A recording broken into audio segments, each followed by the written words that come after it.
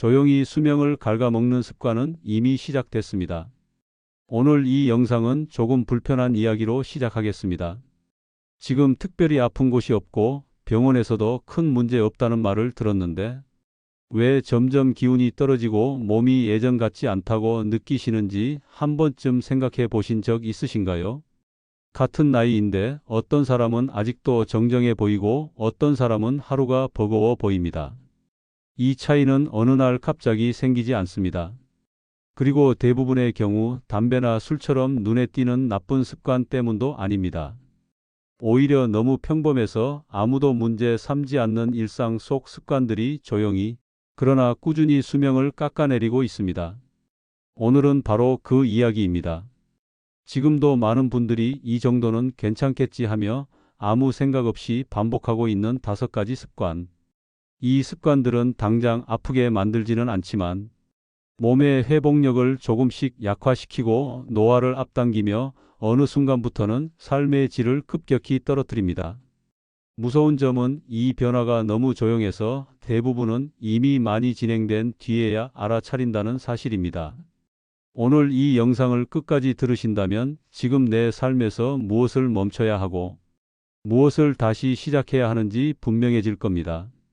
그리고 중요한 건 이 5가지 습관은 모두 지금부터 바꿀 수 있다는 점입니다. 나이가 들어서 어쩔 수 없는 문제가 아니라 선택의 문제라는 이야기입니다. 지금부터 60 이후 수명을 조용히 갉아먹는 첫 번째 습관부터 하나씩 짚어보겠습니다. 이 중 하나라도 나도 그렇다는 생각이 든다면 그 순간부터 이 영상은 이미 의미가 있습니다. 첫 번째 습관, 아침을 대하는 태도가 수명을 바꿉니다. 첫 번째 습관은 아주 사소해 보입니다. 그래서 대부분의 사람들이 문제라고 생각하지도 않습니다. 바로 아침을 거르거나 너무 늦게 먹는 습관입니다. 많은 분들이 이렇게 말씀하십니다. 아침에 입맛이 없어서요. 굳이 안 먹어도 괜찮지 않나요? 이 나이에 아침까지 챙기면 부담돼요. 이 말 전혀 이상하지 않습니다. 실제로 60 이후에는 젊을 때처럼 배고픔이 뚜렷하지 않고 아침에 속이 더부룩한 날도 많습니다. 그래서 아침을 대충 넘기거나 아예 점심때까지 아무것도 먹지 않는 경우가 점점 늘어납니다. 문제는 이 선택이 단순히 한 끼를 거르는 문제가 아니라는 데 있습니다. 아침은 하루 중 유일하게 몸의 리듬을 다시 맞추는 시간입니다. 밤새 쉬고 있던 몸에게 이제 하루를 시작해도 된다고 알려주는 신호이기도 합니다. 이 신호가 없으면 몸은 하루 종일 애매한 상태로 머뭅니다. 깨어 있는 것 같지만 완전히 깨어 있지 않고 움직이는 것 같지만 에너지가 제대로 돌지 않는 상태입니다. 이 상태가 반복되면 사람은 이렇게 느끼기 시작합니다. 하루 종일 기운이 없다. 아무것도 안 했는데 피곤하다. 몸이 무겁고 집중이 안 된다. 그래서 또 이렇게 생각합니다. 아, 내가 나이가 들어서 그렇구나. 하지만 많은 경우 이건 나이의 문제가 아니라 아침을 대하는 태도의 문제입니다. 아침을 거르면 몸은 에너지를 아끼기 시작합니다. 불필요한 기능부터 하나씩 줄이려고 합니다. 회복 속도, 근육 반응, 집중력, 기분 조절 같은 것들이 조금씩 뒤로 밀립니다. 이 변화는 아주 서서히 진행됩니다. 그래서 어제와 오늘의 차이는 거의 느껴지지 않습니다.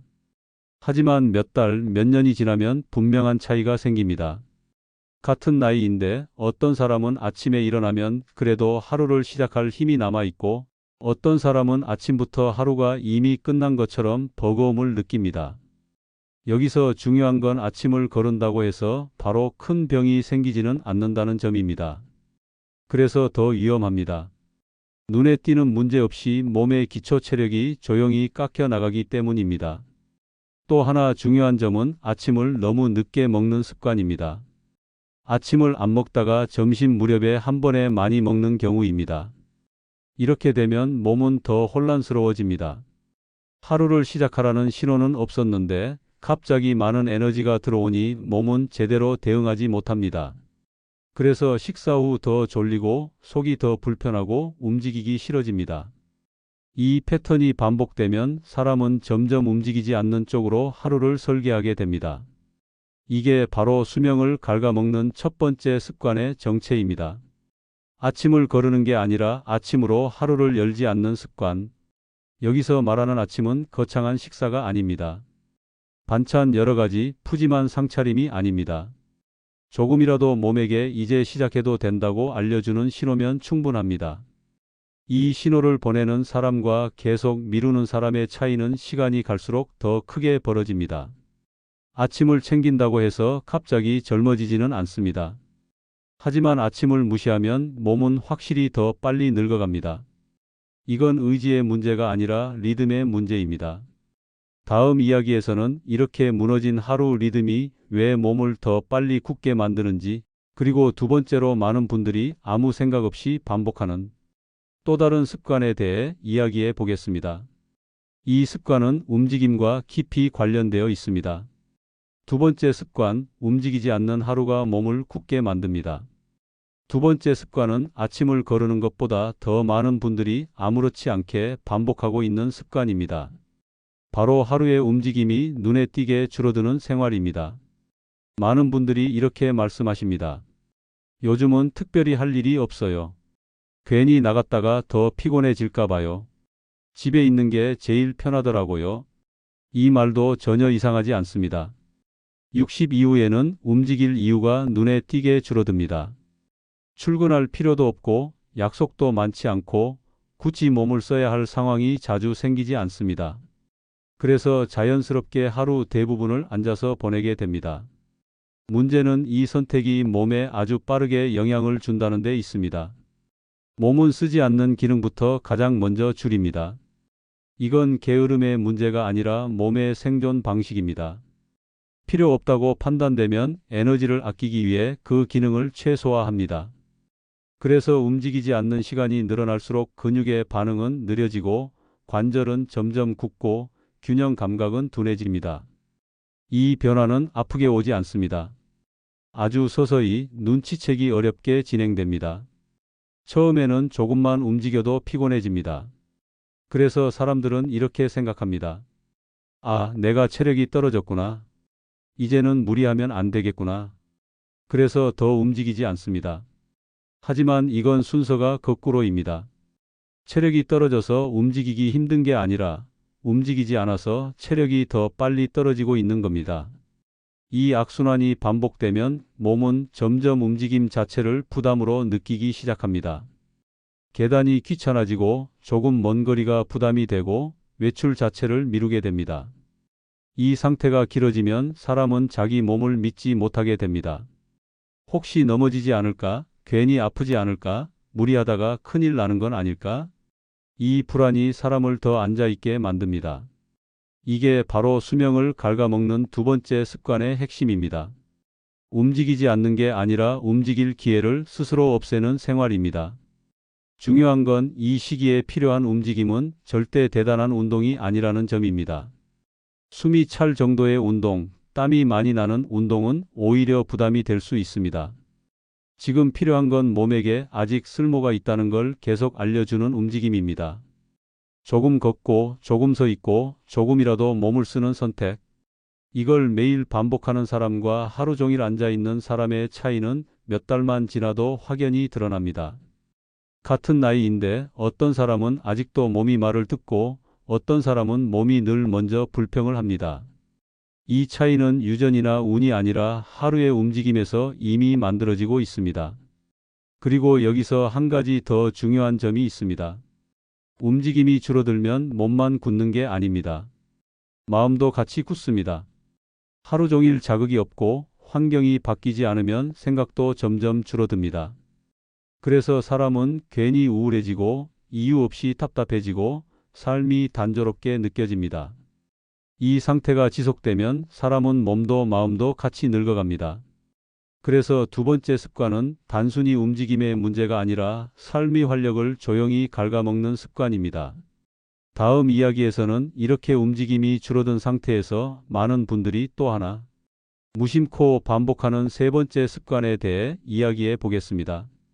이 습관은 사람을 더 외롭게 만들고 회복을 더디게 만드는 아주 익숙한 선택입니다. 세 번째 습관, 혼자서 다 견디려는 선택이 삶을 더 빨리 소모시킵니다. 세 번째 습관은 몸이나 식사처럼 눈에 보이는 행동이 아닙니다. 그래서 더 오래 방치되고 더 깊게 영향을 미칩니다. 바로 모든 걸 혼자서 견디려는 습관입니다. 많은 분들이 이렇게 살아오셨습니다. 힘들어도 말하지 않고 아파도 참아내고 불편해도 괜찮은 척하며 혼자서 해결하려고 합니다. 이게 잘못된 성격은 아닙니다. 오히려 책임감 있고 주변을 배려하고 자기 몫을 다하려는 삶의 태도였을 겁니다. 젊을 때는 이 방식이 어느 정도 통했습니다. 참으면 지나갔고 버티면 해결됐고 시간이 알아서 정리해주는 일도 많았습니다. 하지만 60 이후에는 이 습관이 조금씩 문제를 만들기 시작합니다. 왜냐하면 이제는 몸도 마음도 예전처럼 회복해 주지 않기 때문입니다. 힘든 걸 말하지 않으면 그대로 쌓이고 불편함을 외면하면 더 깊어집니다. 그런데도 많은 분들이 이렇게 생각합니다. 이 나이에 누구한테 말하겠나? 자식에게 짐 되고 싶지 않다. 괜히 이야기해봤자 달라질 게 없다. 그래서 혼자서 버팁니다. 이 선택이 하루 이틀이면 괜찮습니다. 하지만 이게 몇 달, 몇 년 이어지면 사람은 점점 자기 안으로만 들어가게 됩니다. 말수가 줄고 표정이 굳고 사람을 만나도 속 이야기는 하지 않습니다. 그러다 보면 사람은 외로워지기보다 먼저 지쳐버립니다. 누군가와 함께 있어도 혼자인 느낌이 들고 아무도 나를 이해하지 못한다는 생각이 마음을 채웁니다.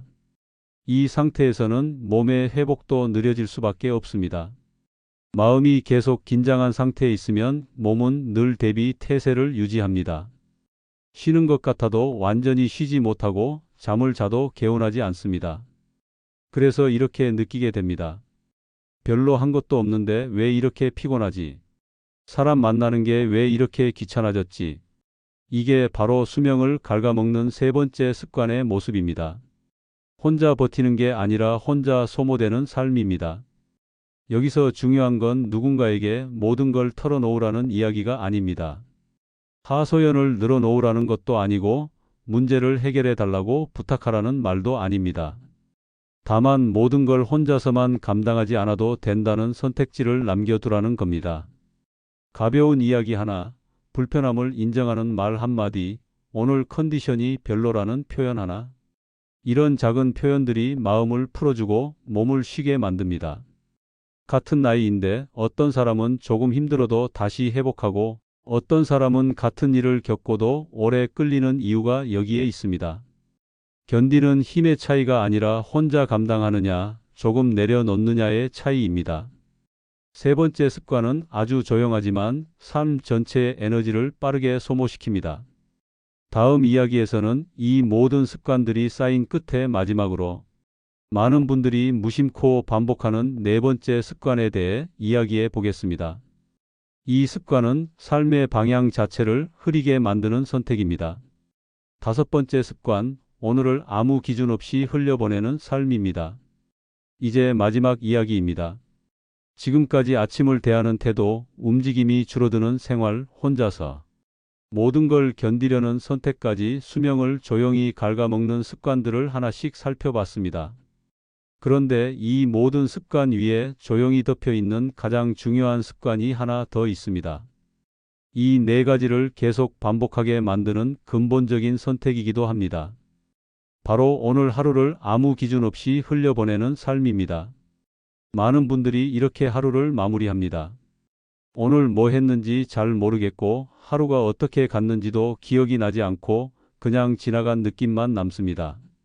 이 상태가 하루 이틀이면 아무 문제 없습니다. 하지만 이게 몇 달, 몇 년 반복되면 사람은 자기 삶에서 조금씩 빠져나오기 시작합니다.